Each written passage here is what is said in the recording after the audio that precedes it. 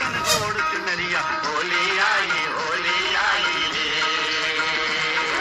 साधुओं की बात पहलिया सतरंगी तन ओढ़ चुनरिया होली आई रे होली आई सुखदाई मन भाई मितुआ होली आई रंगलाई मितुआ होली रंग दाव छोड़िए लाले लाल आबिरे मन दाव घोड़िए होली रंगे रंगे मन प्राणे रागा हलो रे होली रंगे रंगे मन प्राणे रागा हलो रे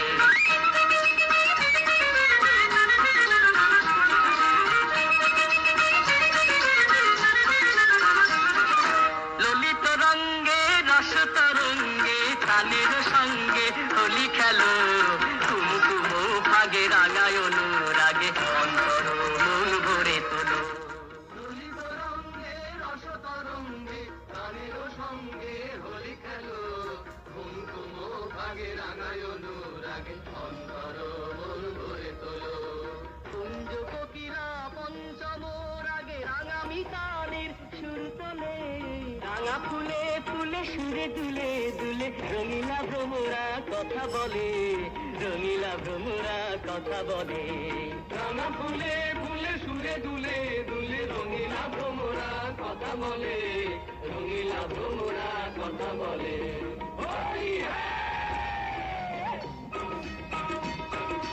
आज दिवस जग परंपरा हवाए से चुनरिया যেন দোলা দিয়ে যাচ্ছে এটাই কি তো গাছে গাছে শিমুল পলাশ দিয়ে লালে লাল প্রকৃতি আজ কি অপরূপ সাজেছে গাছে গাছে কোকিলের ডাকের অপূর্ব মূর্ছনা আমাদের মনে তো দোলা দিয়ে যাবে স্বয়ং রবীন্দ্রনাথ বলেছেন নিপু সাথে সখী ফুল ডোরে পাদ ঝোলনা তাই তো বসন্ত উৎসবের আরেক নাম মদন উৎসব রবীন্দ্রনাথের কথায় মদন বসন্ত সখা সরস্বতী পুজোর দিন অর্থাৎ বসন্ত পঞ্চমী থেকে যে উৎসব শুরু হয় তার চূড়ান্ত রূপ পায় ফাল্গুনের দোল পূর্ণিমায় তাই তো আমরা সবাই মন প্রাণ দিয়ে এই বসন্তের প্রেমের উৎসবে রঙের উৎসবের আহ্বান জানাই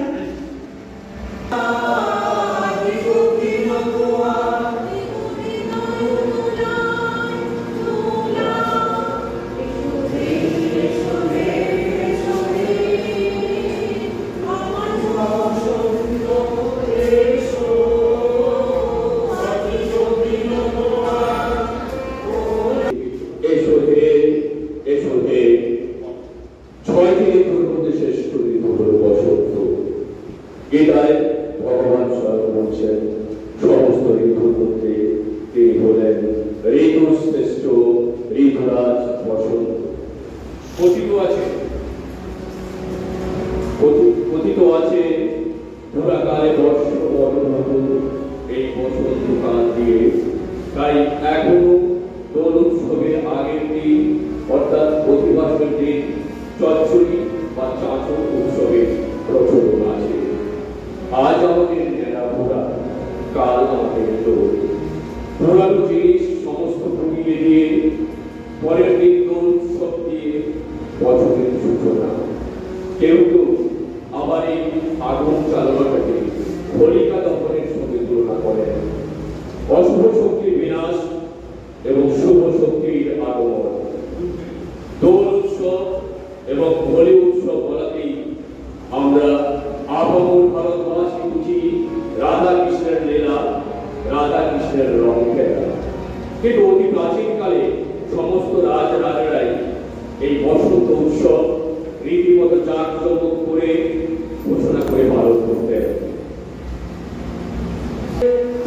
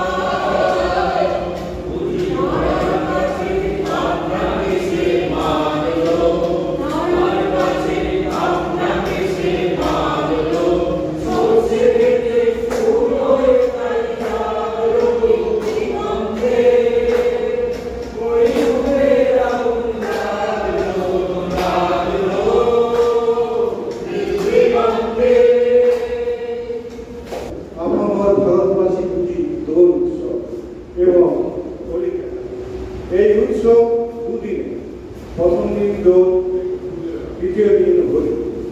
হোলিটি মূলত উত্তর ভারতীয় হলেও সারা দেশ জুড়েই এর প্রভাব। দোল উৎসব কিন্তু বাঙালির অনেকটা নিজস্ব। শুধু যে দক্ষিণা বাতাস শিমুল পলাশে রঙের উদ্দিন হয়ে কুকিলের করতাল দিয়ে আমাদের হৃদয়কে দোলা দিয়ে যায় তা নয়। আমাদের প্রাণের ঠাকুর রাধাকৃষ্ণকে চৌদল থেকে তুলে এই দিন দোলায় বসিয়ে দোলানো হয়। এই দোলা থেকে দোল কথাটা এসেছে। রাধাকৃষ্ণের দোল বা ঝুলন অর্থাৎ দোল যাত্রা।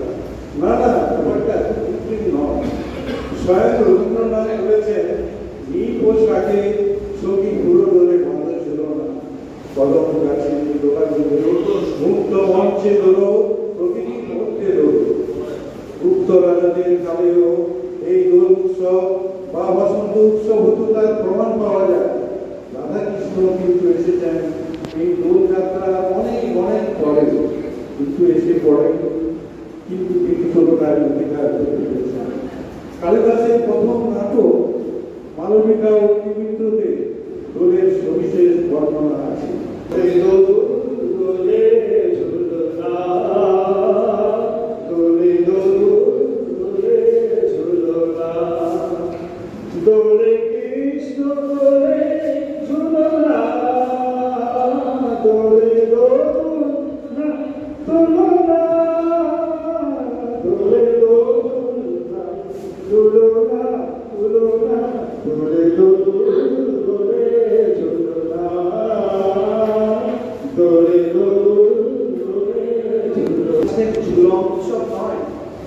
বাঙালির প্রাণের ঠাকুর, প্রেমের ঠাকুর শ্রী শ্রী চৈতন্যদেবের আবির্ভাব তিথিও বটে। আধার নেশার পক্ষে যেমন তারা জাগে, পাষাণ গুহার পক্ষে নিচর ধারা জাগে। মেঘের বুকে যেমন মেঘের মন্ত্র জাগে, বিশ্বনাথের কেন্দ্রে যেমন ছন্দ জাগে, তেমনি করে শ্রী চৈতন্যদেব সারা ভারতবাসীর মনে কৃষ্ণ প্রেমের দোলা লাগিয়ে গেলেন।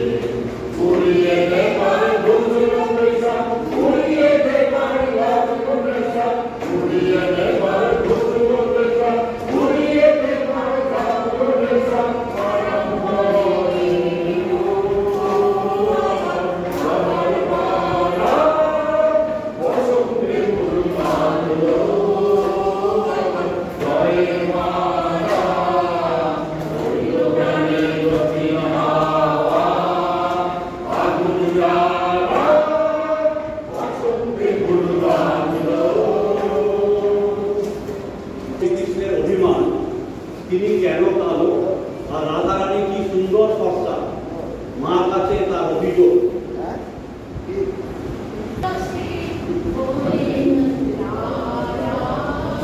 Rama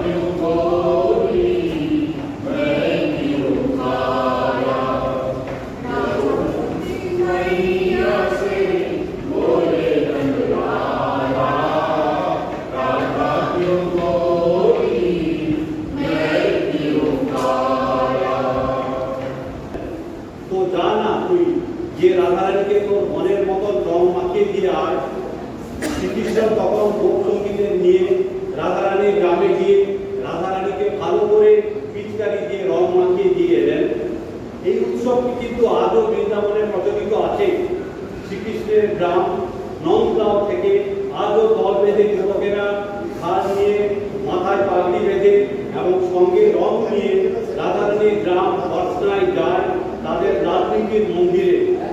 সেখানে অপেক্ষারত মহিলারা প্রথমে লাঠি দিয়ে খুব মারধর করেন, কারণ ছেলেরা এসেই অসভ্যতা শুরু করে। এই উৎসবটির নাম হচ্ছে লাট মার। তারপর শুরু হয় নারী পুরুষের অবাধ এবং তুমুল রং খেলা। হোলি খেলা কিন্তু কোনো শুদ্ধিশুদ্ধতার জায়গা নয়।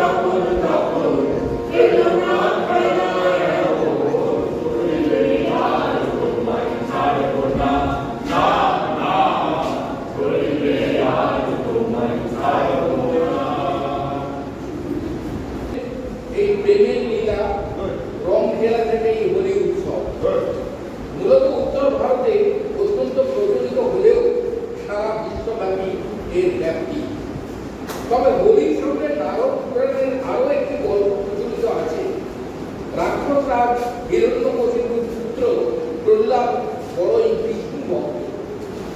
বিষ্ণু ছাড়া প্রহ্লাদ আর কিছুই জানে না, তা একেবারেই নাম বসান হিরণ্যকশিপু। প্রহ্লাদকে মারার অনেক কৌশল করলেন পিতা হিরণ্যকশিপু, কিন্তু বারবার ব্যর্থ হচ্ছিলেন। তার বোন ছিলেন রাক্ষসী হোলিকা। হোলিকা বর পেয়েছিলেন অগ্নি তাকে দগ্ধ করতে পারবে না, তাই প্রহ্লাদকে নিয়ে তার পিসি হোলিকা তাকে মারবার উদ্দেশ্যে জলমুক্ত চিতায় ঝাঁপ দিলেন। উদ্দেশ্য হোলিকা তো মরবেন না, আগুনে দগ্ধ হয়ে, কিন্তু প্রহ্লাদ শুনে যাবেন। হোলিকা মারা গেলেন, প্রহ্লাদ অক্ষত রইলেন বিষ্ণুর স্মরণ দিয়ে। হোলিকা যেহেতু অপরের ক্ষতি করার জন্য তার শক্তি ব্যবহার করেছিলেন, তাই এক্ষেত্রে বড় কাজ করল না। পরাজয় এবং শুভশক্তি জয় হল। এই হোলিকা দহন উৎসব থেকেও অনেকে বলেন হোলি উৎসব কথাটা এসেছে। হোলির আগের দিনে যে অধিবাস হয় এবং তাতে যে আগুন ধরানো হয় সেটাকেও অনেকে হোলিকা দহন বলেন।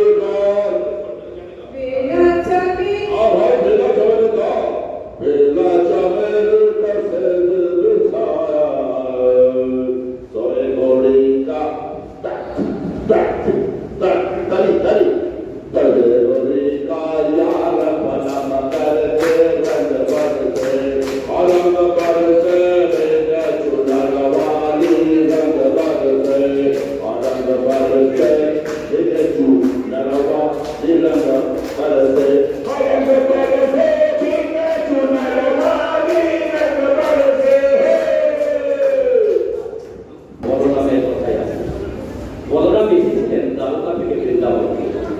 সে হল ফাল্গুনী পূর্ণিমা। এসেই তিনি গোপাবালাদের সঙ্গে রং খেলায় জেগে ওঠেন এবং প্রভূত হৈহুল্য এবং আনন্দ পান করেন। খেলতে খেলতে হঠাৎ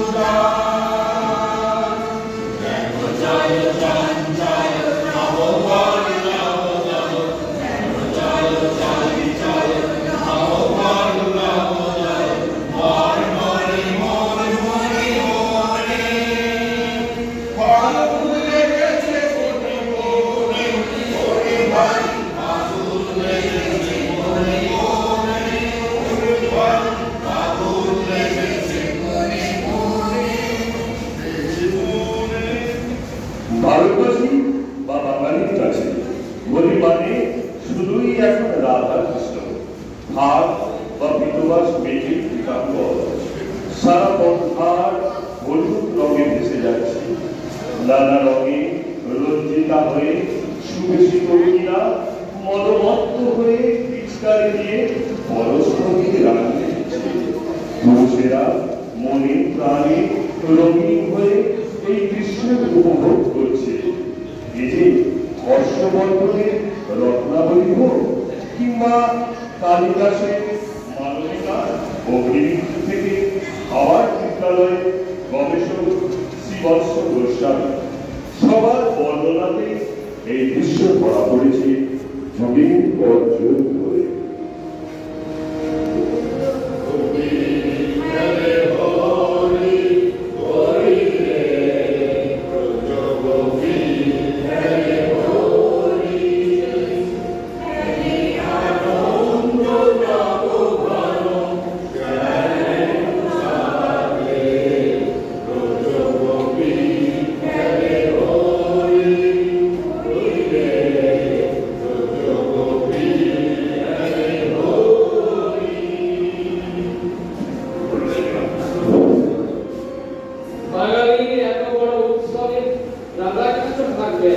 চৈতন্য মহাপ্রভু থাকবেন আর আমাদের থাকবেন না, তাও কি হয়?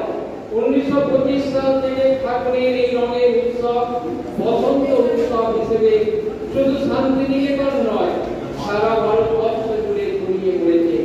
তাকে ছেড়ে তো বাঙালির কোনো উৎসবই পূর্ণতা পায় না।